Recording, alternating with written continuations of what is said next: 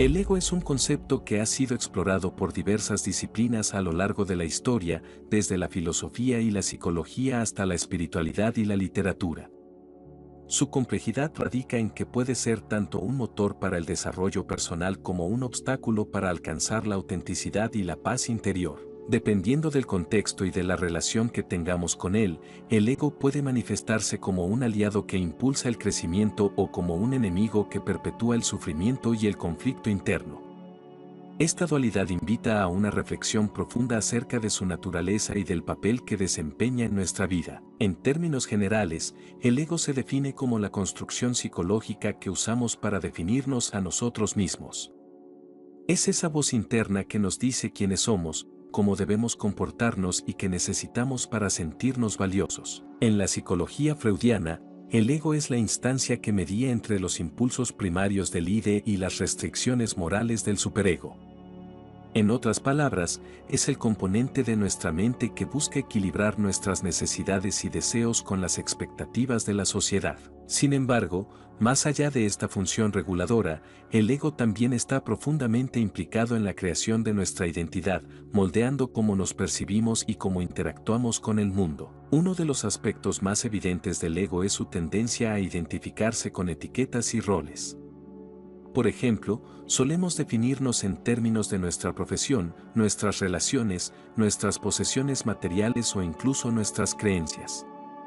Estas identificaciones nos proporcionan un sentido de estabilidad y propósito, pero también nos limitan. Cuando nos apegamos demasiado a estas definiciones, corremos el riesgo de reducir nuestra esencia a una serie de etiquetas, olvidando que somos más que nuestras circunstancias externas.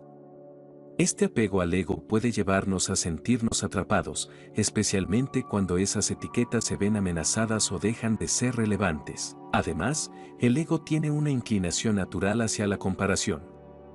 Busca validarse a sí mismo midiendo su valor en relación con los demás. Esta dinámica puede ser tanto motivadora como destructiva.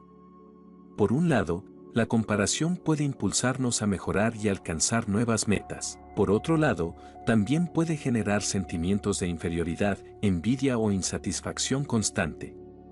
Cuando el ego domina nuestra percepción, nos volvemos esclavos de la aprobación externa y del reconocimiento, lo que nos aleja de la verdadera conexión con nosotros mismos y con los demás. Otro aspecto problemático del ego es su necesidad de control.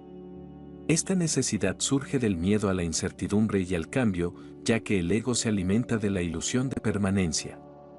Sin embargo, la vida es inherentemente cambiante y fluida. Cuando nos resistimos a aceptar esta realidad, el ego puede convertirse en una fuente de ansiedad y sufrimiento. En lugar de adaptarnos a las circunstancias, intentamos imponer nuestra voluntad sobre ellas, lo que a menudo resulta en frustración y conflicto. En este sentido, el ego actúa como un enemigo, impidiéndonos fluir con la vida y aceptar las cosas tal como son. No obstante, sería injusto demonizar al ego por completo. En su justa medida, el ego tiene un propósito esencial en nuestra evolución como individuos.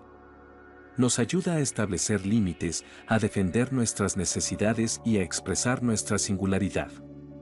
Sin el ego, careceríamos de una identidad clara y de la capacidad de diferenciarnos de los demás. En este sentido, el ego es un aliado que nos permite navegar por el mundo y establecer relaciones significativas.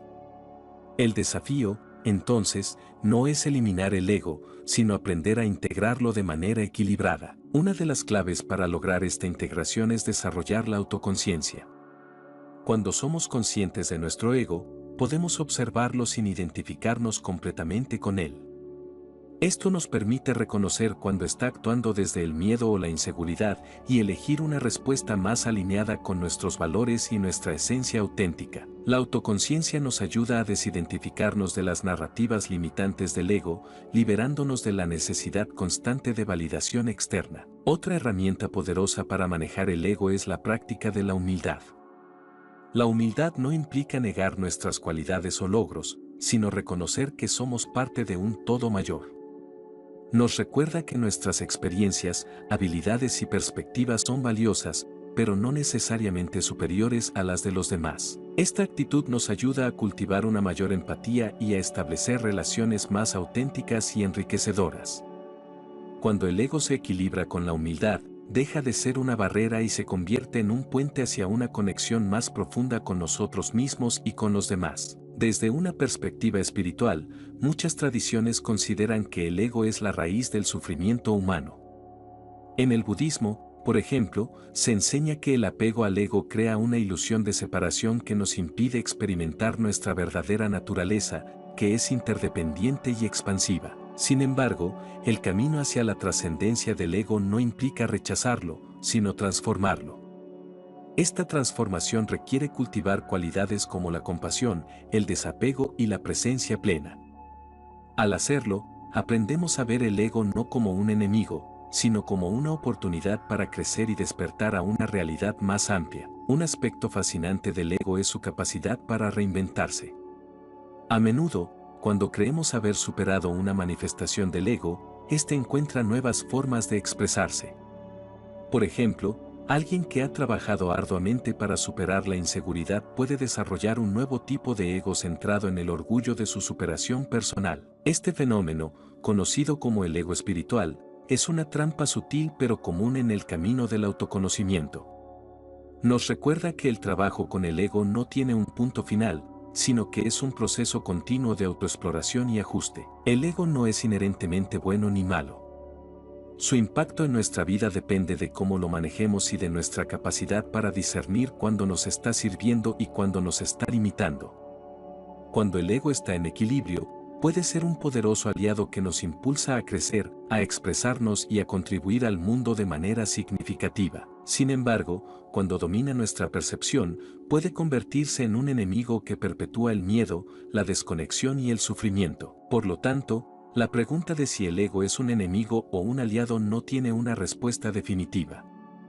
Más bien, nos invita a reflexionar sobre nuestra relación con él y a adoptar una actitud de curiosidad y apertura hacia nuestra propia experiencia. Al explorar esta relación, descubrimos que el verdadero poder no reside en eliminar el ego, sino en aprender a convivir con él de manera consciente y equilibrada. Solo entonces podemos trascender las limitaciones del ego y acceder a una forma de ser más auténtica, libre y conectada. El ego, en su naturaleza más intrínseca, representa la tensión constante entre lo que creemos ser y lo que realmente somos. Es una máscara que construimos a lo largo del tiempo, tejida con las experiencias, los miedos, las ambiciones y las proyecciones que surgen en la interacción con el mundo exterior. Para muchos, el ego es una protección, un escudo contra la incertidumbre de la existencia, una estructura que nos proporciona seguridad y dirección.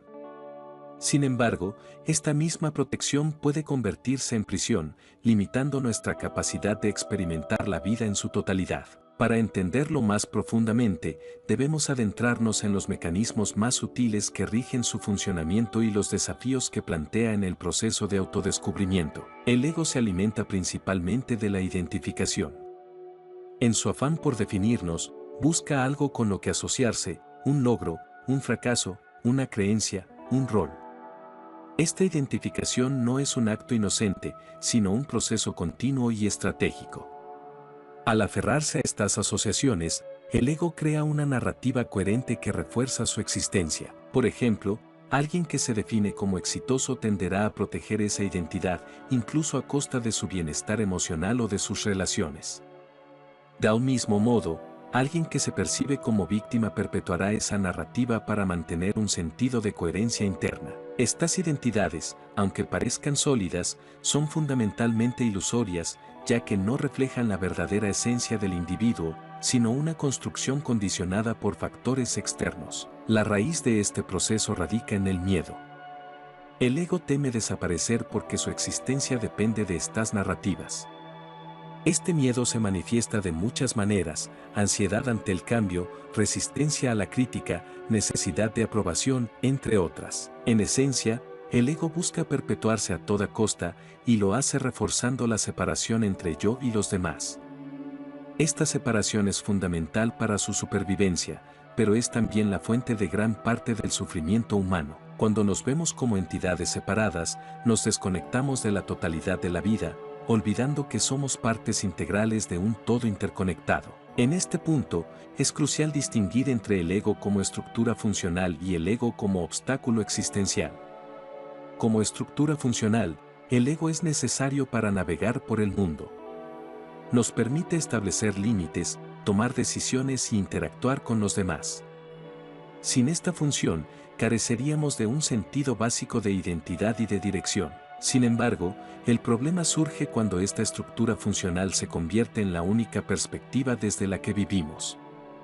En lugar de ser una herramienta al servicio de nuestra existencia, el ego se convierte en el maestro, dictando nuestras acciones y decisiones desde una posición de miedo y control. El apego al ego también tiene profundas implicaciones en nuestras relaciones interpersonales.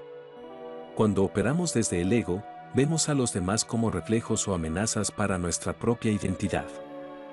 Buscamos validación, poder o reconocimiento, utilizando a las personas como medios para satisfacer nuestras necesidades egocéntricas. Este enfoque puede llevar a dinámicas tóxicas, ya que las relaciones dejan de ser espacios de conexión auténtica y se convierten en arenas de competencia, manipulación o dependencia. El ego, en su búsqueda constante de reafirmarse, impide que veamos a los demás tal como son, proyectando nuestras propias inseguridades y deseos sobre ellos. Sin embargo, la relación con el ego no tiene que ser una lucha constante. Una de las claves para trascender su dominio es la práctica de la autoobservación.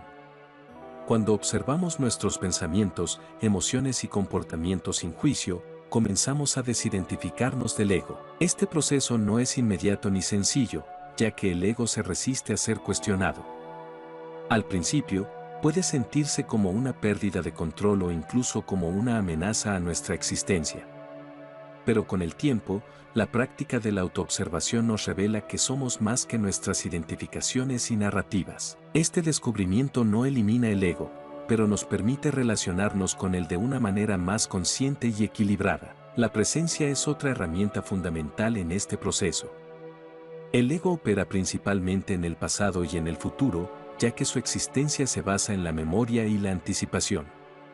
En el presente, el ego pierde poder porque el momento presente no necesita ser definido ni controlado. Cuando estamos plenamente presentes, experimentamos la vida directamente, sin las interpretaciones y juicios del ego.